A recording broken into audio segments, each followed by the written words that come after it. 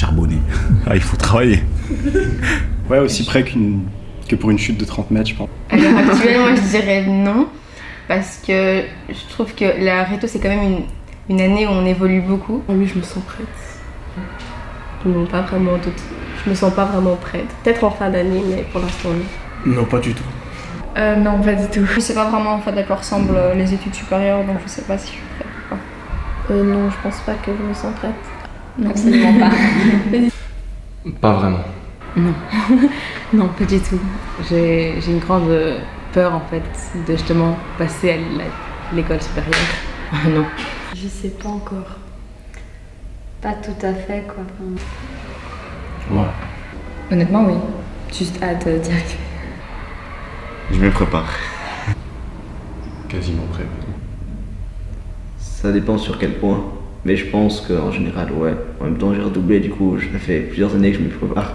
On peut pas vraiment se préparer à rentrer parce qu'on ne sait pas à quoi s'attendre. Moi, c'est vraiment ça, je ne saurais pas répondre. Parce que même si je devais revenir en arrière et me donner des conseils, je ne saurais pas me donner des conseils. Pour ma part, j'étais pas du tout prête. En fin de secondaire, non, je ne me sentais pas prête parce que je voulais partir un an. Je me suis dit que j'allais me sentir prête, mais la différence de niveau, elle est quand même là. Ce qui est important, c'est de réussir à les faire travailler. On peut les préparer le mieux qu'on peut. Il y a quand même un choc. C'est une question compliquée. Parce qu'il y a différentes difficultés. La meilleure chose à faire pour se préparer à l'université, c'est travailler. Apprendre à travailler seul, je dirais, et surtout savoir ce qu'on veut faire. C'est les préparer à l'autonomie, à la gestion du quotidien. Moi, j'ai le sentiment qu'il n'y a pas beaucoup de préparation. Je pense qu'il n'y a pas vraiment de préparation. Qu'en sortant de l'humanité, c'est la suite logique des choses. Se préparer, commencer à être autonome, travailler par soi-même, se dire soi-même qu'il faut travailler et pas attendre que les autres nous le disent. J'imagine que ça avoir ses techniques, savoir vers où on se dirige. Donc se préparer à l'enseignement supérieur, pour moi, c'est arriver avec la bonne mentalité. Être plus autonome. C'est d'essayer, dès la fin du secondaire, de développer la motivation intrinsèque par rapport aux apprentissages. Et de se fixer des objectifs en fait, se fixer des objectifs personnels.